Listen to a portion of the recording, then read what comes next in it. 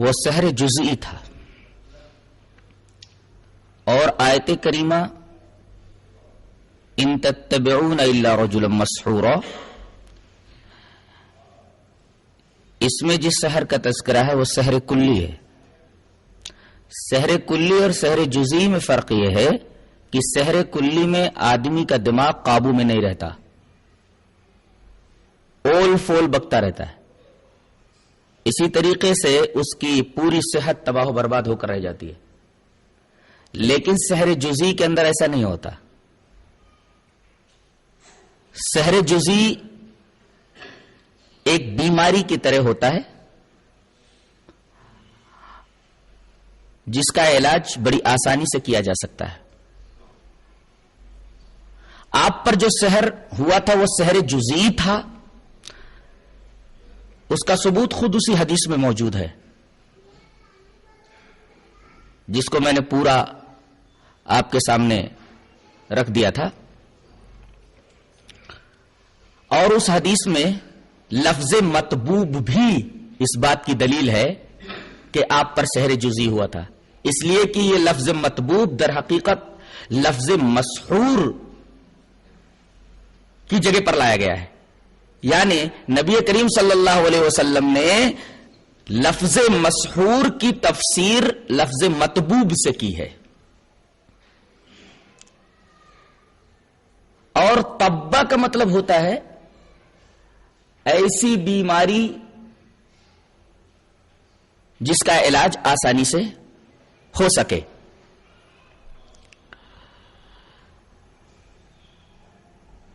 یہاں یہ بات بھی جان لینا ضروری ہے کہ کیا سحر کا اثر ہوتا ہے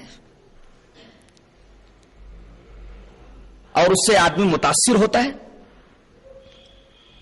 میں چاہتا ہوں کہ اس پر بھی تھوڑی سی روشنی ڈال دوں۔ حضرت امام بخاری رحمت اللہ علیہ واقع سحر النبی کی حدیث کو کتاب الطب کے اندر لائے ہیں، اور کتاب الطب ہی کے اندر ایک اور روایت موجود ہے حضرت عبداللہ ابن عمر رضی اللہ تعالیٰ عنہ سے، وہ روایت دیکھ لیں۔ وعن عبداللہ ابن عمر رضی اللہ تعالی عنہما انہ قدم رجلان من المشرق فخطب فعجب الناس لبيانهما فقال رسول الله صلى الله عليه وسلم ان من البيان لسحرا او ان بعض البيان سحر، رواه البخاری فی کتاب الطب۔ حضرت امام بخاری اس حدیث پاک کو کتاب الطب میں لائے ہیں۔ حضرت عبداللہ ابن عمر رضی اللہ تعالیٰ عنہ فرماتے ہیں کہ دو آدمی مشرق سے آئے، مدینہ میں انہوں نے خطاب کیا، ان کا خطاب سن کر کے، ان کی تقریر سن کر کے لوگ بہت زیادہ متعجب ہوئے۔ فعجب الناس لبیانہما، ان دونوں کی تقریر سے لوگوں کو بڑا تعجب ہوا، لوگ حیرت میں پڑ گئے۔ تو نبی کریم صلی اللہ علیہ وسلم نے فرمایا ان من البیان لسحرا، بعض تقریریں جادو ہوا کرتی ہیں، بعض بیان جادو کی سی کیفیت رکھتے ہیں، جادو جیسا اثر ڈالتے ہیں۔ اس میں دو باتیں معلوم ہوئی، ایک تو یہ کہ سحر کا اثر ہوتا ہے، ورنہ نبی کریم صلی اللہ علیہ وسلم یہ نہ کہتے ان من البیان لسحرا، جادو کا اثر مسلم ہے۔ اور دوسری بات جو یہ معلوم ہوئی وہ یہ ہے کہ بعض سحر جو ہوتے ہیں وہ جزئی ہوتے ہیں، اس سے آدمی کی صحت متاثر نہیں ہوتی، اس سے آدمی کی عقل متاثر نہیں ہوتی۔ جیسے ان دونوں آدمیوں کا بیان اگرچہ جادوئی تھا، مگر اس کا اثر صرف لوگوں کی طبیعت کے اوپر اتنا پڑا کہ بس انہیں حیرت ہوئی اور انہیں بس تعجب ہوا۔ تو سحر جزئی کا ثبوت خود اس حدیث کے اندر مل گیا جو کتاب الطب کے اندر حضرت امام بخاری رحمت اللہ علیہ ہے۔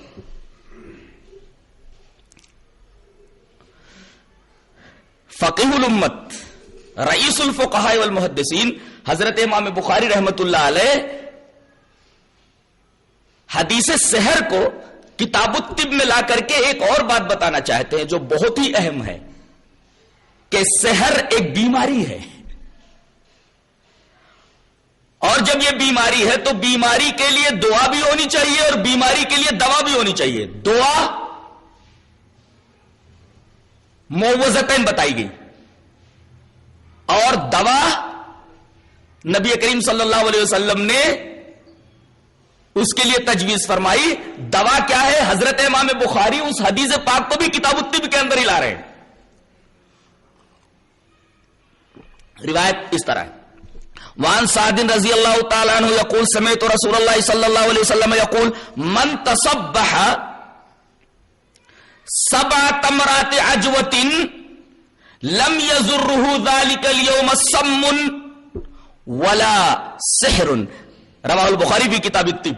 حضرت سعد بن ابی وقاص رضی اللہ تعالیٰ عنہ فرماتے ہیں کہ میں نے نبی کریم صلی اللہ علیہ وسلم کو یہ فرماتے سنا کہ جو کوئی آدمی صبح کو 7 اجوا کھجوریں کھا لے تو اس کے اوپر اس دن جس صبح کو اس نے یہ 7 اجوا کھجوریں کھائی ہیں نہیں ضرر پہنچائے گا اس کو اس دن کسی زہریلے جانور کا زہر یا کسی جادوگر کا جادو.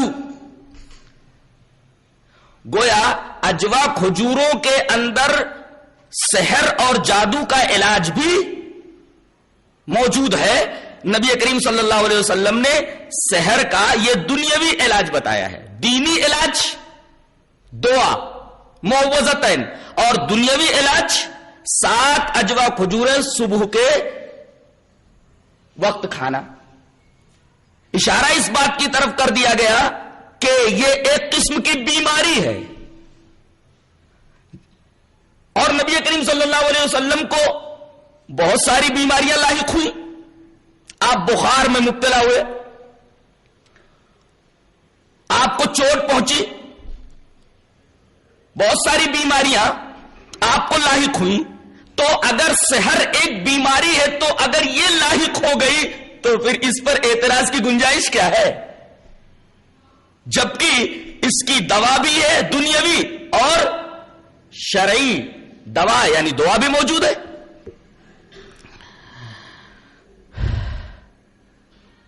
سحر کا اثر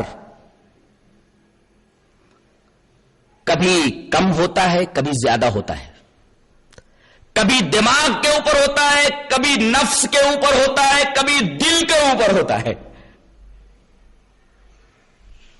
حضرت موسیٰ علیہ السلام کے سامنے جب جادوگروں نے جادو کے کرتب پیش کیے تو اللہ تبارک و تعالی نے وہاں حضرت موسیٰ کی کیفیت کا ذکر فرمایا. یخیل الیہ من سحرہم انہا تسعی. حضرت موسیٰ کو یہ خیال بندھ گیا, ان کے ذہن میں ایسا خیال بند گیا کہ جیسے جادوگروں کی چھوڑی ہوئی رسیاں سانپ بن کر کے دوڑ رہی ہیں.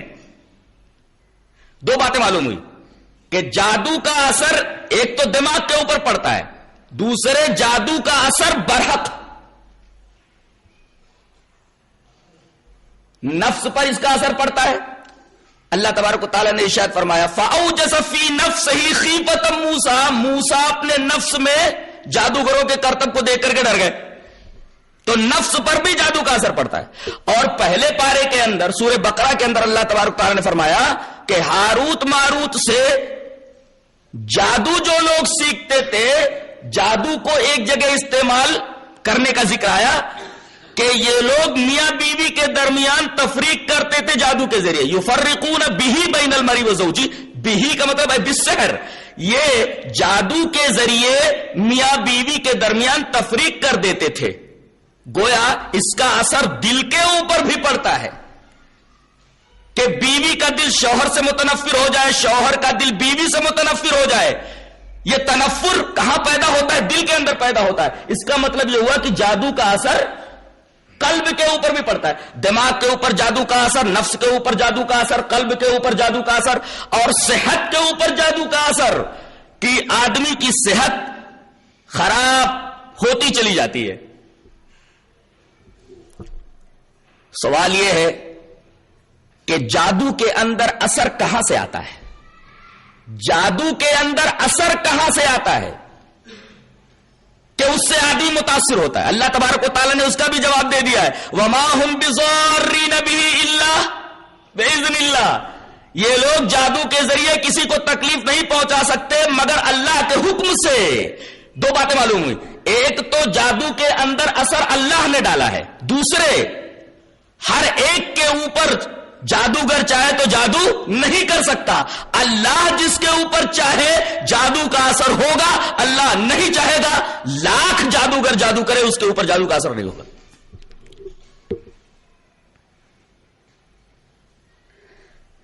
یہ باتیں اگر واضح طور پر سمجھ میں آ گئی تو جو آدمی حدیث سحر کا انکار کرتا ہے، جیسا کہ منکر حدیث سحر کو تسلیم نہیں کرتا، اس سے یہ پوچھا جائے کہ اولاً تو یہ حدیث سحر سورہ فرقان کی آیت ان تتبعون الا رجلا مسحورا سے ٹکراتی نہیں. تو یہ سمجھتا ہے کہ آیت اور حدیث میں تعارض ہے، یہ تعارض تیرے دماغ کی پیداوار ہے. ان تتبعون الا رجلا مسحورا میں سحر کلی کا بیان ہے، اور نبی پر جو جادو ہوا تھا اور جس حدیث میں نبی پر جادو کا ذکر ہے وہ جادو وہ سحر جزئی ہے. لہذا آیت میں اور حدیث میں کوئی تعارض نہیں ہے.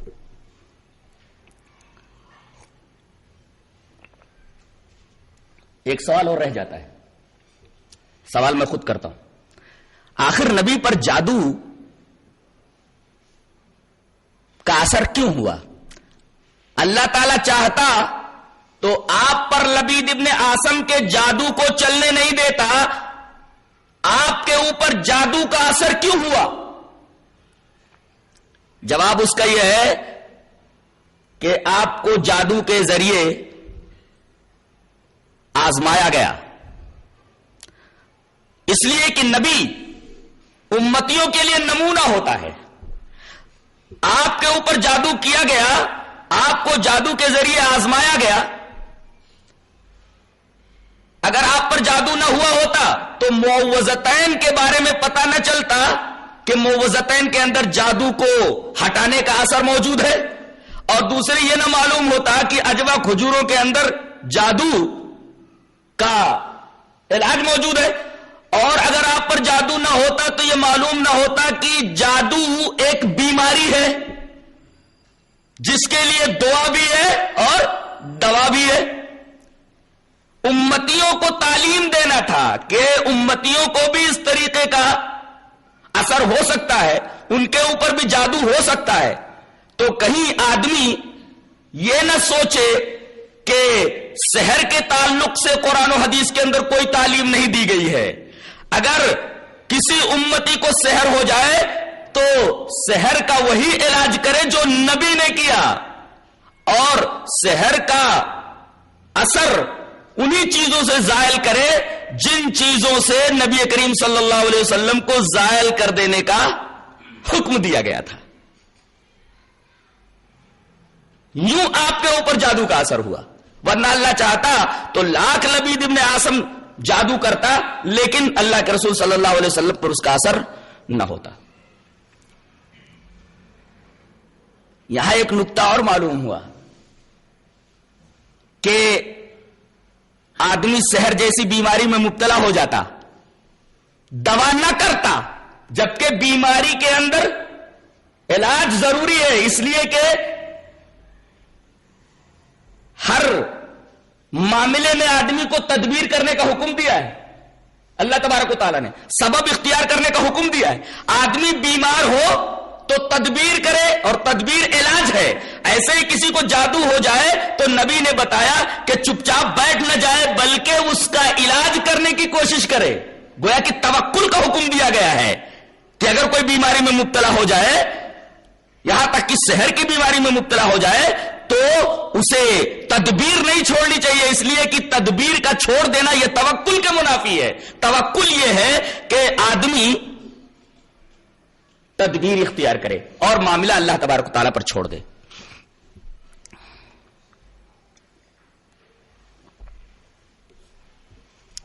اب آگے بڑھتے ہیں.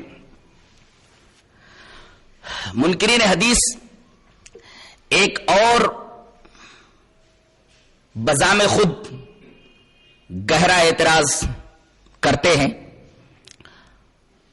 وہ اعتراض یہ ہے کہ محدثین نے خود نبی کریم صلی اللہ علیہ علیہ وسلم کے اعمال و افعال اور اقوال کو بچشم خود نہیں دیکھا، جیسا جس نے بیان کر دیا محدثین نے اٹھا کر کے اپنی کتابوں کے اندر نقل کر دیا اور حدیثوں کے نام سے پوری دنیا کے لوگوں کے سامنے پیش کر دیا.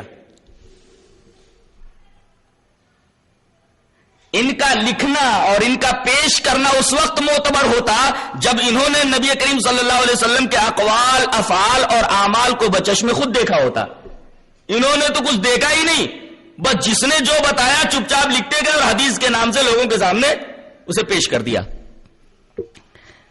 بظاہر یہ اعتراض بہت ہی اہم معلوم ہوتا ہے، حالانکہ اس اعتراض کے اندر بھی کوئی جان نہیں ہے.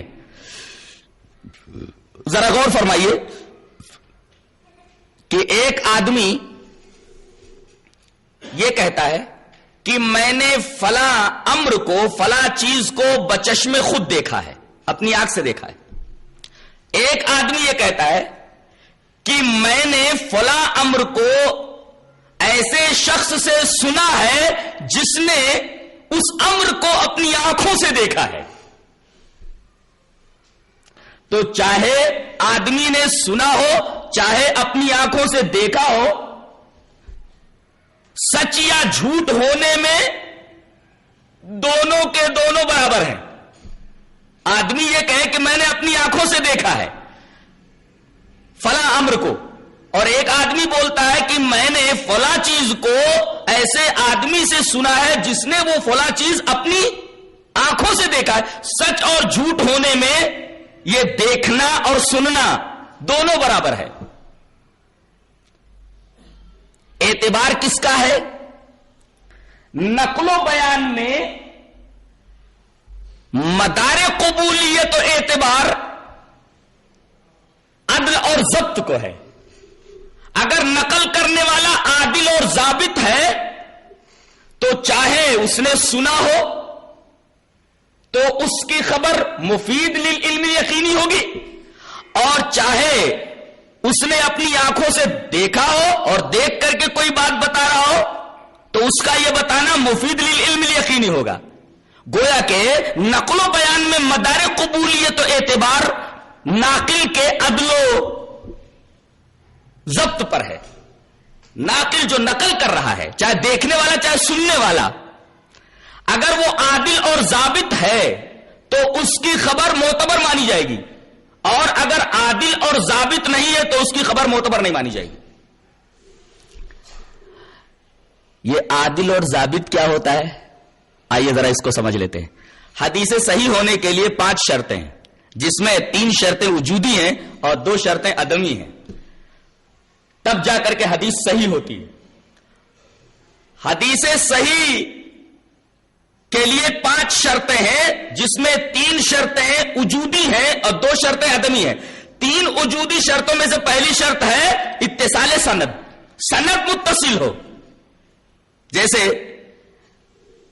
مزنی روایت کرتے ہیں، یروی المزنی عن الشافعی عن مالک عن نافع عن ابن عمر عن النبی صلی اللہ علیہ وسلم. پورا لنک ہے. دیکھیں آپ، مزنی روایت کرتے ہیں امام شافعی سے، امام شافعی روایت کرتے ہیں امام مالک سے، امام مالک روایت کرتے ہیں امام نافع سے، اور امام نافع روایت کرتے ہیں حضرت عبداللہ ابن عمر سے. اور حضرت عبداللہ ابن عمر فرماتے ہیں کہ میں نے نبی کریم صلی اللہ علیہ وسلم کو یہ کرتے یا یہ کہتے ہوئے سنا ہے.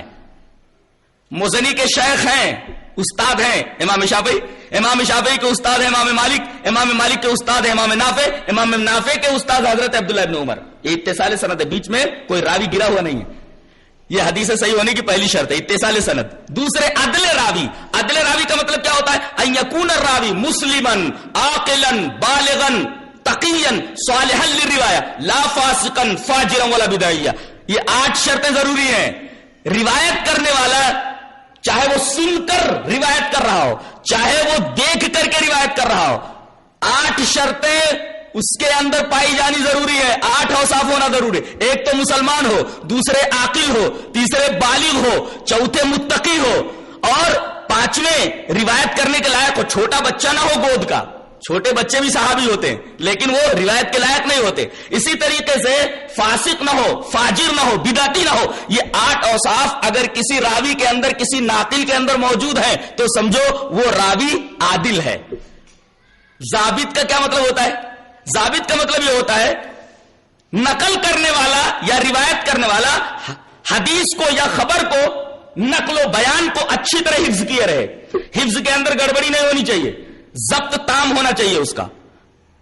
یہاں تک کہ اگر اس نے ذہن میں رکھا ہے, اس کو دل میں رکھا ہے, تو اچھی طریقے سے اس کو دماغ میں رکھے. اور اگر اس نے لکھا ہے تو لکھنے میں بھی بڑی احتیاط برتے. یہاں تک کہ کہا گیا کہ خبیب کو حبیب نہ لکھے, حبیب کو خبیب نہ لکھے, جبکہ خبیب اور حبیب ایک جیسے ہوتے. اگر نقطہ ہٹا دیا جائے تو کچھ پتا نہیں چلتا کہ یہ حبیب لکھا ہوا ہے کہ خبیب لکھا ہوا ہے. اللہ یکتب الخبیب حبیبا, خبیب کو حبیب نہ لکھ دے. اس طریقے سے لکھنے میں احتیاط برتی ہو. یاد کیا ہو حدیث کو تو اچھی طرح یاد کیا ہو, اور لکھا ہو تو اچھی طرح لکھا ہو. یہ ہے ضبط راوی. ناقل عادل ہو اور ضابط ہو. یہ تو 3 شرطیں وجودی ہیں, 2 شرطیں عدمی ہیں. 2 شرطیں عدمی کون سی ہے؟ کہ علت نہ ہو کوئی. علت کا مطلب کیا ہے؟ سند کے اندر یا متن کے اندر کوئی گڑبڑی نہ ہو گئی ہو. مثلا راوی کا نام تھا انس ابن مالک, لکھنے والے نے مالک ابن انس کر دیا. دیکھو ہے بڑی باریک بات. انس ابن مالک, مالک ابن انس. بظاہر ایسا لگتا ہے کہ یہ بہت چھوٹی بات ہے, لیکن یہاں بیٹا باپ ہو گیا, باپ بیٹا ہو گیا, بہت اہم بات ہے. تو ایسی بات نہیں ہونی چاہیے. اگر ایسی بات ہے تو کہتے ہیں علت موجود ہے. اور عدم شذوذ, ایک آدمی ثقہ تو ہے, ناقل ثقہ تو ہے, لیکن اپنے سے زیادہ ثقہ کے اوسط کی مخالفت کرتا ہے. یا اسی طریقے سے ثقہ ہے مگر پورے جماعت ثقات کی مخالفت کرتا ہے, تو اس کو کہتے ہیں یہ حدیث شاذ ہے, اس کے اندر شذوذ پایا جاتا ہے. یہ 3 شرطیں وجودی اور 2 شرطیں عدمی اگر پائی جائے تو حدیث صحیح ہوتی ہے. اور حدیث حسن کسے بولتے ہیں؟ یہ 5 شرطیں حدیث حسن میں بھی پائی جاتی ہے. فرق صرف اتنا ہے کہ حدیث صحیح کے اندر ضبط تام ہوتا ہے راوی کا, اور حدیث حسن کے اندر ضبط خفیف ہوتا ہے. ورنہ 5 شرطیں جو حدیث صحیح میں پائی جاتی ہیں وہی 5 شرطیں حدیث حسن میں بھی پائی جاتی ہے. اب اگر آپ حدیث صحیح اور حدیث حسن کو سمجھ گئے ہیں تو اب حدیث ضعیف بھی سمجھ لیں کہ ما فقد شرط من شروط الحسن, حسن کی شرطوں میں سے کوئی شرط مفقود ہو جائے تو حدیث ضعیف ہو جاتی ہے. مثلا 5 شرطیں حدیث صحیح میں, 5 شرطیں حدیث حسن میں, اگر حسن کی شرطوں میں سے کوئی ایک شرط نکل جائے تو حدیث ضعیف ہو جاتی ہے. حدیث صحیح یہ ہے, حدیث حسن یہ ہے, اور حدیث ضعیف یہ ہے. ہم یہ بتلا رہے تھے آپ کو کہ نقل و بیان میں ناقل کا عادل اور ضابط ہونا ضروری ہے. جیسے حضرت امام بخاری رحمت اللہ علیہ سند لاتے ہیں. سند کیسی لا رہے ہیں؟ مکی ابن ابراہیم, اس کے بعد یزید ابن ابی عبید, مولا سلمہ, مولا سلمہ روایت کرتے سلمہ ابن اکوا سے, اور سلمہ ابن اکوا روایت کرتے جناب محمد رسول اللہ صلی اللہ علیہ وسلم سے. کتنے لوگ ہیں؟ پہلے ہیں مکی ابن ابراہیم. مکی ابن ابراہیم روایت کرتے یزید ابن ابی عبید سے. یزید ابن ابی عبید کون ہے؟ یہ مولا سلمہ ہے. اور یہ مولا سلمہ یزید ابن ابی عبید روایت کرتے ہیں حضرت سلمہ ابن اکوا رضی اللہ تعالیٰ عنہ سے, جو صحابی ہیں. اور حضرت سلمہ ابن اکوا رضی اللہ تعالیٰ عنہ کہتے ہیں کہ میں نے نبی کریم صلی اللہ علیہ وسلم کو یہ فرماتے سنا ہے یا یہ کرتے ہوئے دیکھا ہے. یہ سند ہے. اب بات جو کہی گئی ہے صحیح ہے یا نہیں صحیح ہے, نقل اور بیان جو کچھ ہے صحیح ہے یا نہیں صحیح ہے, اس کا مدار کیا ہے؟ ہم یہ دیکھیں کہ مکی ابن ابراہیم کیسے ہیں, اس کے بعد دیکھا جائے یزید ابن ابی عبید کیسے ہیں. اگر لنک کے اندر جتنے لوگ ہیں اگر عادل اور ضابط ہیں تو حدیث صحیح ہو جائے گی. اس لیے کہ اللہ تبارک تعالی نے فرمایا یا ایھا الذین آمنوا ان جاءکم فاسق بنبأ فتبینوا, اے ایمان والو اگر تمہارے پاس کوئی فاسق خبر لے کر کے آئے تو تحقیق کر لو. اب دیکھو خبر دینے والے یہ سند کے اندر کتنے ہیں؟ مکی ابن ابراہیم برابر, یزید ابن ابی عبید جو مولا سلمہ ہے وہ سلمہ ابن اکوا سے روایت کرتا. اب تینوں کی تحقیق کر لو. حضرت سلمہ ابن اکوا صحابی ہے, ان کے بارے میں اللہ نے فرما دیا رضی اللہ عنہم ورضوا عنہ, ان کے اوپر جرح نہیں ہوگی. اب یہ دیکھا جائے گا یہ یزید ابن ابی عبید کون ہے.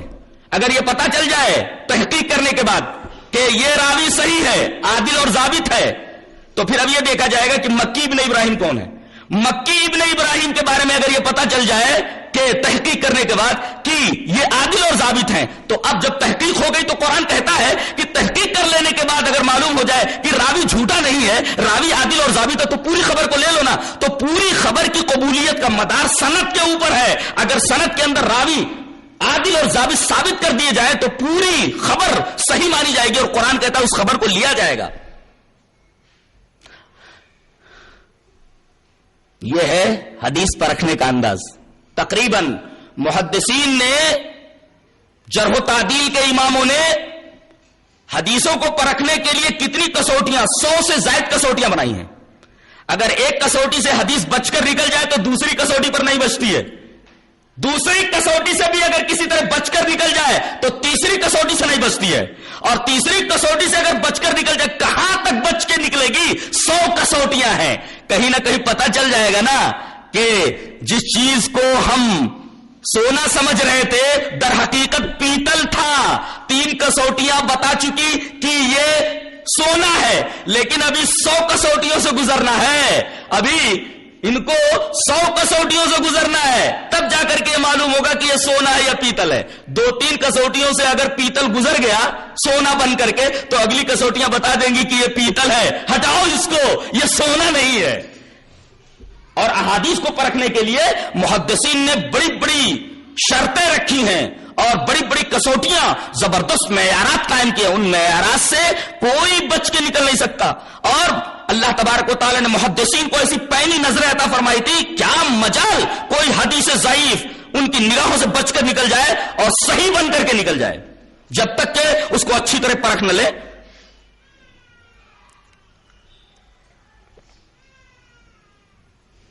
ثابت یہ ہوا کہ نقل اور بیان کی قبولیت کا دار و مدار ناقل کے اور راوی کے عدل و ضبط کے اوپر ہے۔ اگر راوی عادل اور ضابط ثابت ہو جاتا ہے، بیان کو، خبر کو، اثر کو، حدیث کو چپ چاپ لے لیا جائے۔ اس کے لینے کا حکم خود قرآن نے دیا ہے۔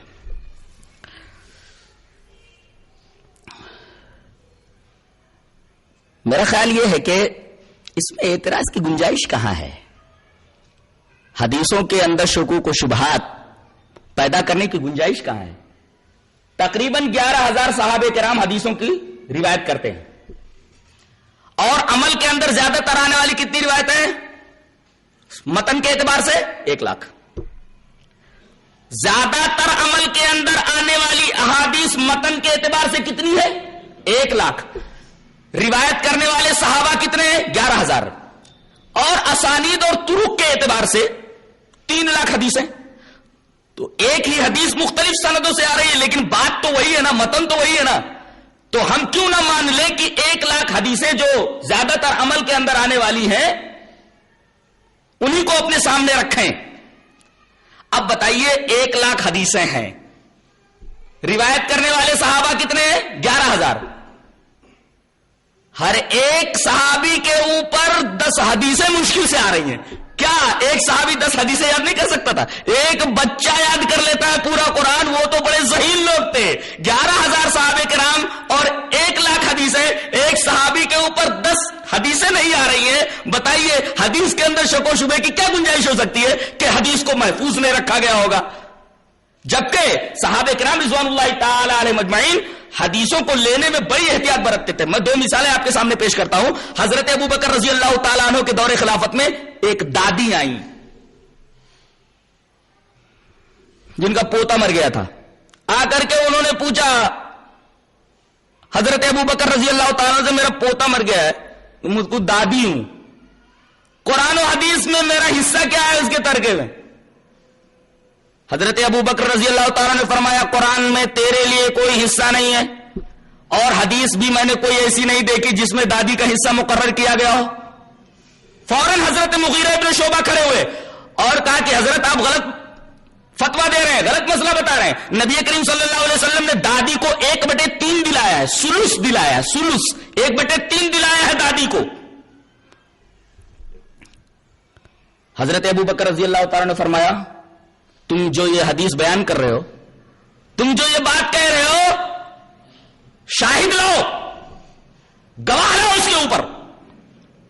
حضرت محمد ابن مسلمہ وہاں موجود تھے، کہا کہ مغیرہ ابن شعبہ جو کہہ رہے ہیں بالکل صحیح ہے. مغیرہ ابن شعبہ کی بات کی شہادت دی حضرت محمد ابن مسلمہ نے. فوراً حضرت ابوبکر رضی اللہ تعالیٰ عنہ نے 1/3 کا فیصلہ دادی کے حق میں کر دیا. ایک نقطہ اور ملا کہ صحابہ کرام کے درمیان جو ہے اختلاف ہوا. اختلاف کیوں ہوا؟ حدیث کے نہ جاننے کی وجہ سے. اور اختلاف ہونے کے بعد ختم ہو گیا حدیث کے آ جانے کے بعد. نقطہ نہیں سمجھ میں آیا؟ صحابہ کرام میں اختلاف ہوا، وجہ حدیث معلوم نہیں تھی. اختلاف ہونے کے بعد اختلاف ختم ہو گیا. کیوں؟ حدیث آ گئی. آج اختلافات موجود ہیں، ختم کیوں نہیں ہو رہے؟ اس وجہ سے کہ حدیثوں کی طرف آنے کے لیے کوئی تیار نہیں ہے. اللہ ان کی آنکھیں ٹھنڈی نہ کرے جو لوگ ائمہ کے اقوال اور آراء اور اجتہادات سے بری طرح چمٹے ہوئے ہیں اور ان کو چھوڑنے کے لیے کسی طریقے سے تیار نہیں ہے.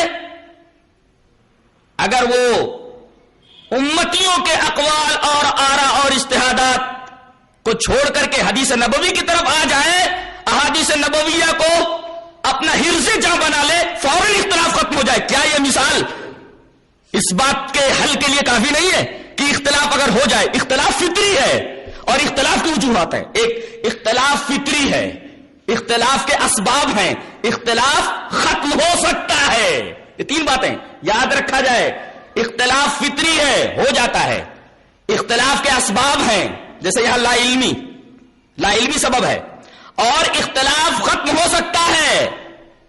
تینوں باتیں جب موجود ہیں تو امت مسلمہ کیوں اختلاف کو باقی رکھے ہوئے ہیں؟ اس کا مطلب یہ ہے کہ اختلاف کو باقی رکھا ہے انہوں نے اپنے پیٹ کے لیے، اپنی ناک کے لیے، اپنی عزت کو باقی رکھنے کے لیے، اپنے جاہ و حشم کو باقی رکھنے کے لیے، اپنے عزت و اقتدار کو باقی رکھنے کے لیے.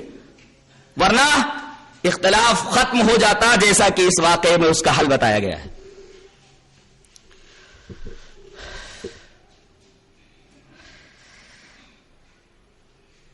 حضرت عمر رضی اللہ تعالیٰ عنہ کے ہاں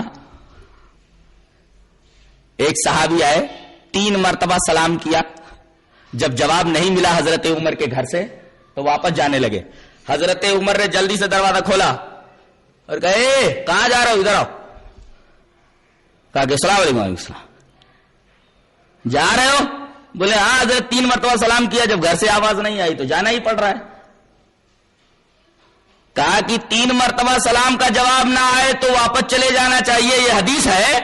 بولے ہاں جناب حدیث ہے یہ. کہا کہ گواہ لاؤ ورنہ تمہاری خیر نہیں ہے. اللہ اکبر. حضرت عمر کا کوڑا ہے اور دوسری طرف حضرت پریشان ہے کہ گواہ کہاں سے لاؤں.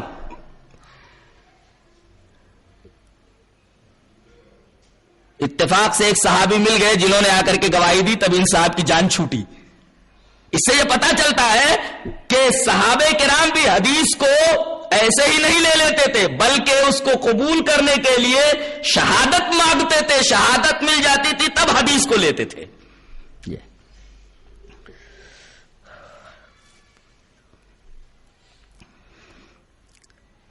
ایک اور حدیث کے اوپر بڑا سخت اعتراض منکرین حدیث کی طرف سے ہوتا ہے. وہ حدیث ہے حدیث ثلاث کذبات. حضرت ابراہیم علیہ السلام کے 3 جھوٹ. ان کا اعتراض یہ ہے کہ قرآن حکیم کہتا ہے کہ حضرت ابراہیم صدیق تھے، نبی تھے. انہ کان صدیقا نبیا. وہ سچے ہی نہیں، سچائی کی انتہا پر تھے. صدیق جو ہے بروزن فعیل ہے، یہ مبالغے کا صیغہ ہے. جیسے کہتے ہیں سکران، پیا ہوا ہے تو اس میں کچھ ہوش بھی رہتا ہے. سکران میں جو پیے رہتا ہے شراب، اس کے اندر تھوڑی بہت ہوش اور خرد کی کیفیت ملتی ہے. لیکن ایک ہوتا ہے سکیر، بروزن فعل، اتنا پیے ہوتا ہے کہ نالے میں پڑا رہتا ہے، اس کو معلوم نہیں رہتا کہ میں کہاں پڑا ہوا ہوں، گندگی میں پڑا ہوا ہوں یا کسی اچھی جگہ پر پڑا ہوا ہوں.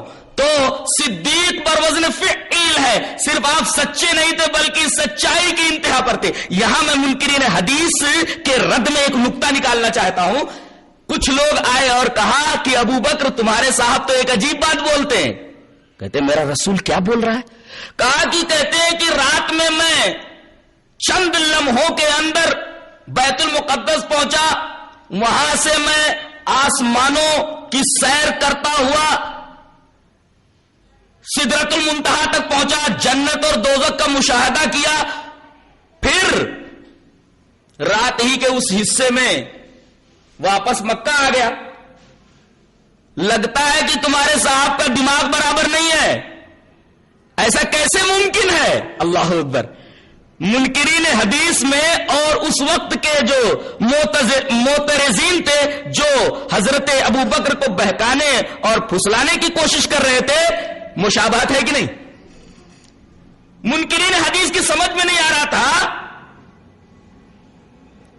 اس دور کے منکرین حدیث، اب حکم بھی معلوم ہو جائے گا۔ آ کر حضرت ابو بکر سے کہہ رہے ہیں کہ تمہارے صاحب ایک عجیب بات بول رہے ہیں، ان کا دماغ خراب ہو گیا کہ رات کے ایک حصے کے اندر وہ بیت المقدس گئے، وہاں سے 7 آسمانوں پر گئے، جنت دوزخ کا مشاہدہ کیا اور رات ہی کے اسی حصے میں آ گئے۔ بھلا یہ سمجھ میں آنے والی بات ہے؟ اس بات کے بارے میں تم کیا بولتے ہو؟ اللہ صدیق اکبر کو جنت الفردوس عطا فرمائے، کیا جواب دیتے ہیں؟ کہتے ہیں کہ اگر میرے رسول نے کہا ہے تو بلا جھجک میں اس کے اوپر ایمان لاتا ہوں۔ ارے یہ تو بہت بعید بات ہے، اس سے بھی بعید بات کے اوپر ہم ایمان لا چکے ہیں کہ چشم زدن کے اندر سدرۃ المنتہا سے جبرائیل میرے نبی تک آ جاتا ہے، اس پر ہمیں یقین ہے۔ یہ تو رات کے ایک حصے میں گئے بیت المقدس، وہاں سے 7 آسمان پار کر کے گئے اور جنت دوزخ کا مشاہدہ کیا، اس سے بعید بات کے اوپر ہم ایمان لاتے ہیں کہ چشم زدن کے اندر جبرائیل آسمان سے زمین پر میرے نبی کے پاس آ جاتا ہے۔ اللہ اکبر۔ جن کے دلوں میں ایمان ہے اور جو اللہ اور اس کے رسول سے محبت کرتے ہیں، حدیث پر جب کوئی انکار کرے تو اسے ایسا ہی جواب دینا چاہیے جیسا کہ صدیق نے جواب دیا تھا کہ اگر نبی کا قول ہے، صحیح سند کے ساتھ ثابت ہو گیا ہے وہ قول اور وہ عمل، تو اس کو ماننے میں کوئی تعامل نہیں ہونا چاہیے، چاہے بات سمجھ میں آئے چاہے بات سمجھ میں نہ آئے۔ بظاہر ایسا لگتا تھا جیسے یہ بات حضرت صدیق کی سمجھ میں نہیں آئی، جیسا کہ اس دور کے منکرین حدیث کی سمجھ میں بات نہیں آ رہی تھی، لیکن ایمان دیکھیے کہ اگر میرا نبی بولتا ہے تو بالکل صحیح بولتا ہے۔ ایسے ہمارا ایمان ہونا چاہیے کہ نبی کی بات آ جائے تو چاہے سمجھ میں آئے یا نہ آئے، صحیح سند کے ساتھ ہمیں معلوم ہو جائے تو اس پر ایمان لانا ضروری ہے۔ یہ صدیق اکبر کی سنت ہے۔ اور دوسری بات یہ معلوم ہوئی کہ کفار مکہ میں اور منکرین حدیث میں کوئی فرق نہیں ہے۔ جیسے وہ کوئی بات نبی بولتے تھے ان کی سمجھ میں نہیں آتا تھا تو فوراً انکار کر دیتے تھے اور مذاق اڑاتے تھے، استہزاء کرتے تھے کہ ایسا کیسے ہو سکتا ہے، رات کے ایک حصے میں بیت المقدس جانا اور پھر آسمانوں کی سیر کر کے رات کے اسی حصے میں واپس آ جانا، عقل اس کو محال سمجھتی ہے۔ منکرین حدیث بھی یہ کہتے ہیں ایسا کیسے ہو سکتا ہے، ہم کیسے اس کو تسلیم کر لیں؟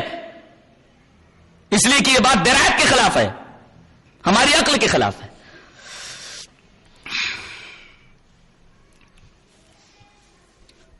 تو جب اللہ تبارک و تعالیٰ نے حضرت ابراہیم علیہ السلام کو صدیق کہا تو حدیث تو کہتی ہے کہ یہ 3 جھوٹ بولے۔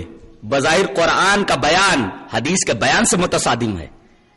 قرآن بولتا ہے آپ صدیق سے سچائی کی انتہا پر تھے، جن کے بارے میں جھوٹ کا تصور نہیں کیا جا سکتا، اور حدیث بولے 3 جھوٹ بولے، تو قرآن اور حدیث تو ٹکرا گئے، تو قرآن کو لیا جائے گا کہ حدیث کو لیا جائے گا؟ جواب اس کا یہ ہے کہ یہاں 3 جھوٹ سے مراد وہ جھوٹ نہیں ہے جو خلاف واقعہ ہوتا ہے۔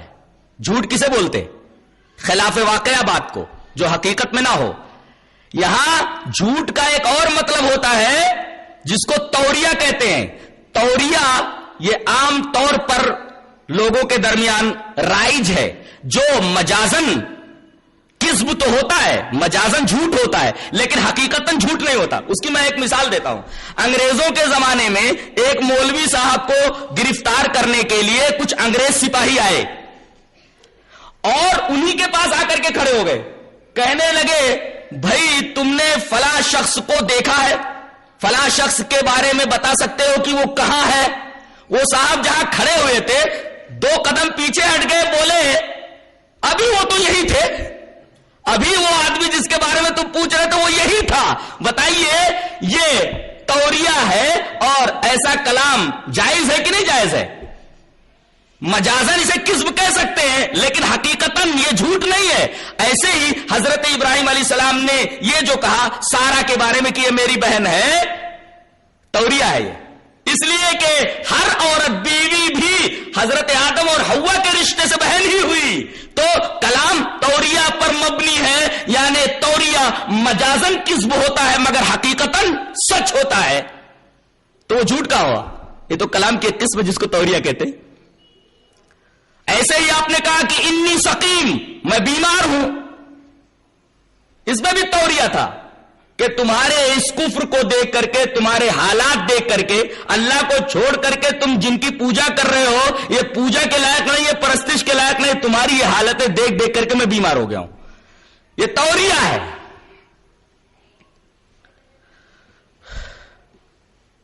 اور سارے بتوں کو توڑ کر کے بڑے بت کے گردن میں کلہاڑا لٹکا دینا, پوچھے جانے پر یہ کہنا ابراہیم ان کو کس نے توڑا, تو کہہ دیا ان کے بڑے نے.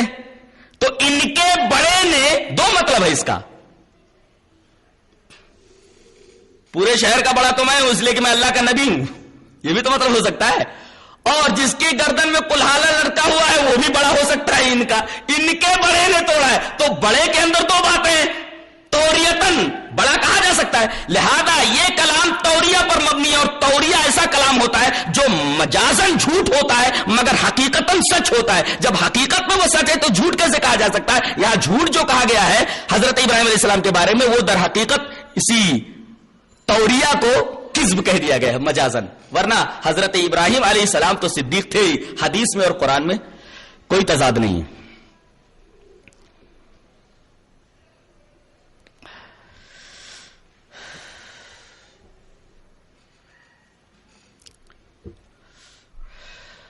آگے بڑھتے ہیں. ایک سوال اور کیا جاتا ہے, وہ سوال یہ ہے کہ آخر حدیثوں کے اندر شکوک و شبہات کیوں پیدا کیے جاتے ہیں؟ اور یہ سوال میری طرف سے بھی سمجھ لیجئے اور اس کا جواب میں خود دوں گا. حدیث میں لوگوں نے شکوک و شبہات کیوں کیے؟ عبداللہ ابن سبا سے لے کر کے ولیم میور, گولڈ زیہر اور ہندوستان میں عبداللہ چکڑالوی تک, یہ جو پورا سلسلہ ہے منکرین حدیث کا, سوال یہ ہے کہ ان لوگوں نے حدیث میں تشکیک پیدا کرنے کی کوشش کیوں کی؟ حدیث میں شکوک و شبہات پیدا کرنے کا مقصد کیا تھا؟ اس کا جواب میں دیتا ہوں. جواب یہ ہے کہ کہیں خزانہ رکھا ہوا ہو اور ڈاکوؤں کو وہ خزانہ لوٹنا ہو تو سب سے پہلے ان کی راہ میں, ان کے مقصد اور مدعا کی راہ میں حائل ہوتے ہیں پہرے دار. تو ڈاکو کیا کرتے ہیں کہ خزانہ لوٹنا ہے تو پہلے پہرے داروں کو گولی مار دی جائے, پہرے داروں سے نمٹ لیا جائے. ایسے ہی قرآن خزانہ ہے اور احادیث شریفہ اس خزانے کی پہرے دار. انہوں نے یہ کیا کہ خزانے کے پہرے داروں کو ہٹا دیا جائے اور جس طرح چاہے خزانے کے اوپر تصرف کیا جائے. لہذا انہوں نے پہرے داروں کو گولی مارنے کی کوشش کی, حدیثوں کے اندر تشکیک پیدا کرنے کی کوشش کی کہ حدیثیں اگر جو خزانے کی پہرے دار ہے, قرآن کی پہرے دار ہے, یہ سامنے سے ہٹ گئی, پھر ہم جس طرح چاہیں گے قرآن کے اندر منمانی کریں گے, قرآن کی آیتوں کو اپنے خواہشات کے تابع بنا لیں گے, اپنے فکر کے تابع بنا لیں گے, اپنے نفس کے تابع بنا لیں گے, اپنے نظریات کے تابع بنا لیں گے, اپنی طبیعت کے تابع بنا لیں گے, قرآن کو بازیچے اطفال بنا لیں گے. گویا حدیثیں قرآن کو بازیچے اطفال بنانے نہیں دے رہی ہیں, بنانے نہیں دے رہی تھی. لہذا منکرین حدیث نے کوشش یہ کی کہ قرآن کے اندر منمانی تعویلات کرنے کے لیے ضروری ہے کہ پہلے قرآن پر سے, قرآن کے خزانے پر سے احادیث کے پہرے داروں کو ہٹا دیا جائے, ان کو گولی مار دی جائے. لیکن الحمدللہ پہرے داروں کی حفاظت کے لیے اور لوگ بھی موجود تھے، انہوں نے پہرے داروں کی حفاظت کی. اس طریقے سے لاکھ کوشش کرنے کے بعد بھی منکرین حدیث، یہ ڈاکو قرآن حکیم کا خزانہ لوٹنے میں کامیاب نہیں ہوئے، پہرے دار اپنی جگہ پر موجود رہے. الحمدللہ پہرے داروں کی حفاظت کی گئی. اللہ تبارک و تعالیٰ نے ان کی حفاظت کی ذمہ داری بھی لی تھی اور حفاظت کا بندوبست بھی فرمایا، انتظام بھی فرمایا.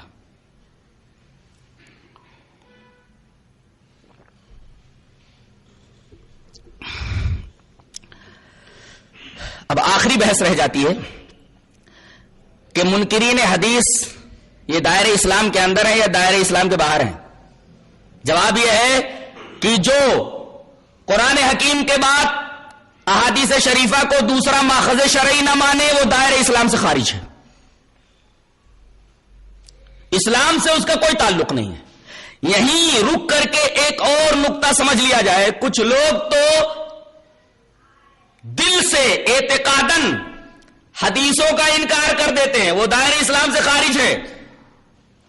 کچھ لوگ ہیں جو عمل سے احادیث کا انکار کرتے ہیں. نمازیں جو نبی کریم صلی اللہ علیہ وسلم سے صحیح سند کے ساتھ ثابت ہیں اس طرح نماز نہیں پڑھتے بلکہ اپنے اماموں کے بتائے ہوئے طریقوں کے اوپر پڑھتے ہیں. ایسے بہت سارے اعمال کے اندر وہ احادیث کا عملاً انکار کرتے ہیں. ان کے بارے میں آپ خود فیصلہ کر لیجئے کہ یہ دائرہ اسلام کے اندر ہیں یا دائرہ اسلام سے باہر ہیں. خود فیصلہ کر لیجئے.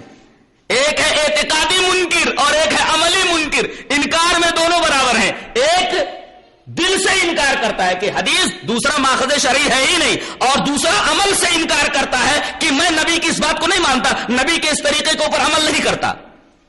تھوڑا بہت فرق ہو سکتا ہے لیکن انکار کی حد تک، جہاں تک انکار کا پلیٹ فارم ہے اس پلیٹ فارم پر تو دونوں اللہ کے فضل سے کھڑے ہوئے ہیں.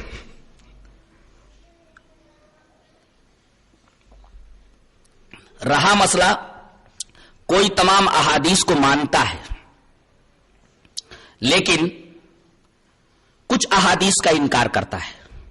مثلا اسی حدیث سحر کا بعض لوگوں نے انکار کیا ہے، جادو والی حدیث کا، کہ نبی کریم صلی اللہ علیہ وسلم کے اوپر جادو نہیں ہوا تھا. جادو اگر نبی کریم صلی اللہ علیہ وسلم کے اوپر مان لیا جائے تو ذات نبوت متاثر ہوتی ہے، نبوت متاثر ہو جائے گی، رسالت کا وصف متاثر ہو جائے گا، لہذا نبی کے اوپر جادو نہیں ہوا تھا. بعض لوگوں نے حدیث سحر کا انکار کر دیا. تو کچھ حدیثوں کا انکار کرنے والے یا مثلا حدیث سحر کا انکار کرنے والے، ان کے بارے میں شریعت کا کیا حکم ہے؟ ان کی تکفیر کی جائے گی کہ نہیں؟ اس سلسلے میں یہ جاننا ضروری ہے کہ تکفیر کے اصول و آداب کیا ہیں. تکفیر کے اصول و آداب جانے بغیر کسی کو کافر نہیں کہا جا سکتا. کسی کو کافر نہیں کہا جا سکتا سے میری مراد ان لوگوں سے جو کچھ حدیثوں کا انکار کرتے ہیں، جیسے حدیث سحر کے منکرین. تکفیر کے اصول کیا ہے؟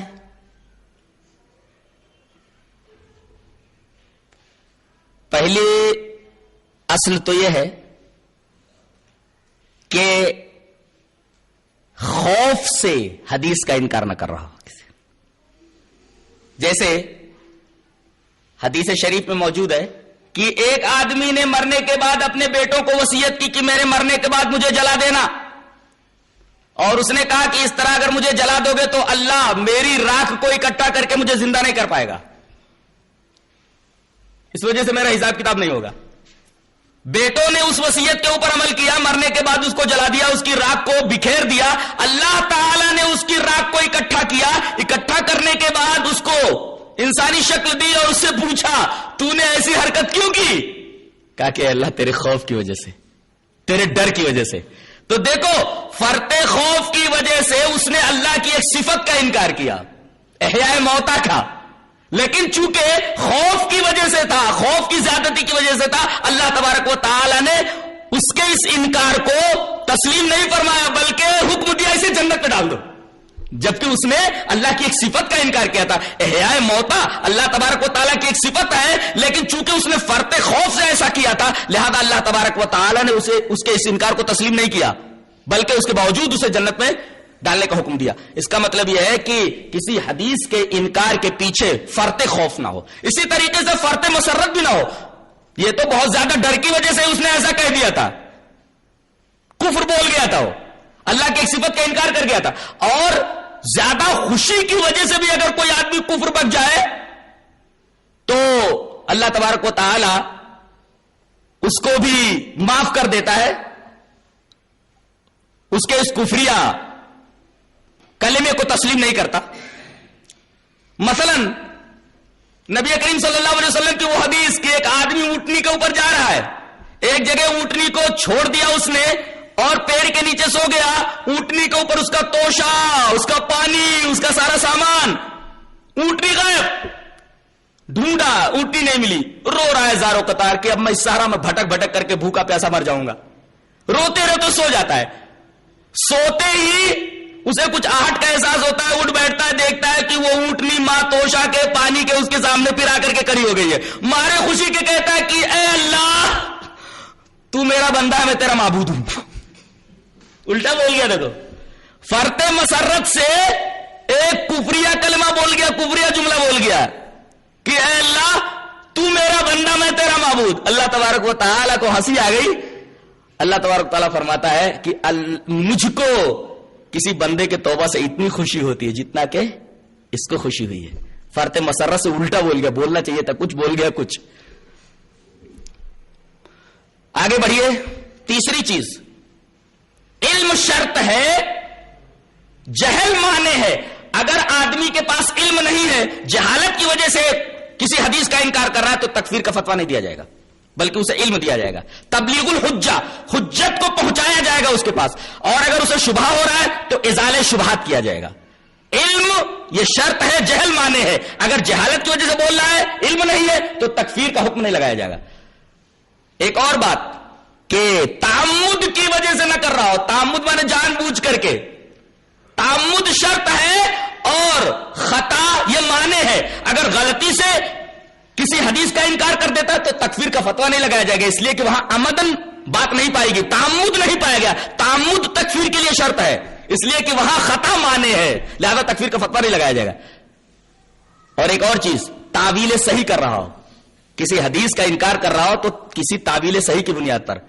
یہ تعویل صحیح یہ شرط ہے, تعویل باطل یہ جو ہے مانے ہے. اگر تعویل صحیح کر رہا ہے تب تو ٹھیک ہے, اس کے اوپر فوراً تکفیر کا حکم نہیں لگایا جائے گا. اگر تعویل صحیح موجود ہے یہ تو شرط ہے, تعویل باطل یہ مانے ہے, تعویل کر رہا ہے, بات اس کی سمجھ میں نہیں آ رہی ہے تو تکفیر کا حکم نہیں لگایا جائے گا. اب یہ دیکھا جائے گا کہ بھئی حدیث سحر کا انکار جو کر رہا ہے کس وجہ سے کر رہا ہے. کہہ رہا ہے میں تعویل کرتا ہوں, تو اس کے سامنے دلائل رکھے جائیں گے. دلائل اگر اس کی سمجھ میں تھوڑے بہت آ جاتے ہیں لیکن تعویل کی گنجائش باقی رہتی. کہتا ہے پوری طرح بات سمجھ میں نہیں آئی, یعنی اب بھی تعویل کا امکان ہے تو اس کے اوپر تکفیر کا حکم لگانے میں احتیاط برتا جائے گا. معاملہ اللہ کو سونپ دیا جائے گا کہ جان بوجھ کر کے یہ بول رہا ہے کہ اب بھی تعویل باقی, اب بھی میری سمجھ میں بات نہیں آئی, یا یہ سچ مچ صحیح کہہ رہا ہے کہ میری سمجھ میں اچھی طریقے سے یہ بات نہیں آئی. معاملہ اللہ کے اوپر چھوڑ دیا جائے گا. وَأَمْرُهُ إِلَى اللَّهِ. اور حضرت امام ابن تیمیہ رحمۃ اللہ نے فرمایا کہ ایسے لوگوں کے بارے میں تکفیر عام تو کیا جائے کہ جو حدیث سحر کا انکار کرے یا جو کسی حدیث کا انکار کرے جو صحیح سند کے ساتھ ثابت ہو اور صحابہ کرام کے درمیان متفق علیہ حدیث رہی ہو, تابعین کے درمیان متفق علیہ رہی ہو, تبع تابعین کے درمیان متفق علیہ رہی ہو, اور سلف کا اتفاق رہا ہو, تو ایسے لوگوں کے بارے میں تکفیر عام کیا جائے. تکفیر عام کا مطلب کیا؟ جو اس حدیث کا انکار کرے اس نے در حقیقت کفر کا ارتکاب کیا. یہ نہیں کہا جا سکتا فلاں صاحب نے زید نے چونکہ اس حدیث کا انکار کیا لہذا زید کافر ہے، تکفیر معین کرنا مشکل ہے، تکفیر عام کیا جائے تاکہ لوگ جو بھولے بھالے ہیں وہ کہیں انکار حدیث کے فتنے میں نہ مبتلا ہو جائیں. تو تکفیر عام کی اجازت تو ہے، لیکن تکفیر معین کے بارے میں حضرت امام ابن تیمیہ رحمۃ اللہ نے فرمایا کہ تکفیر معین ذرا مشکل ہے، اس لیے کہ خاص طور سے ہندوستان کے اندر چونکہ اسلامی قاضی نہیں ہے، لہذا اسلامی قاضی کے تھرو، اسلامی قاضی کے ذریعے یہ حکم لگایا جائے گا تکفیر معین کا. چونکہ قاضی نہیں ہے لہذا تکفیر معین کے بارے میں احتیاط برتی جائے گی. یہ تیسری قسط تھی انکار حدیث کے فتنے کے تعلق سے.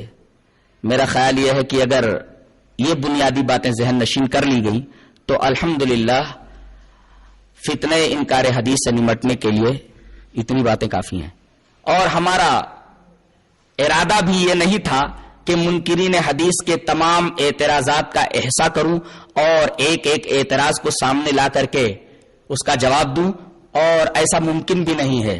کئی نشستوں کے اندر بھی اس طریقے کا امکان نہیں ہے. بس میں نے اس طریقے کی چیز آپ کے سامنے رکھ دی ہے کہ جیسے ہانڈی کے ایک چاول کو دیکھ کر کے پوری ہانڈی کے چاولوں کے بارے میں فیصلہ کیا جا سکتا ہے. اگر ایک چاول پکا ہوا دکھے تو فیصلہ کیا جا سکتا ہے کہ بھئی پورے ہانڈی کے چاول پک گئے ہیں. ایسے ہی یہ نمونے پیش کر دیے گئے ہیں. یہ نمونے اگر ذہن میں رہے تو الحمدللہ آدمی اپنے آپ کو فتنہ انکار حدیث سے محفوظ کر سکتا ہے. اللہ ہمیں اچھی سمجھ اور اچھے عمل کی توفیق عطا فرمائے. وآخر دعوانا الحمدللہ رب العالمین. جزاک اللہ خیر. محترم حاضرین، انشاءاللہ جیسا کہ اس عشرے کی بہترین دعا حضرت عائشہ نے انشاءاللہ کل بعد نماز تراویح ہوگی. تمام سے زیادہ تعداد میں شرکت کی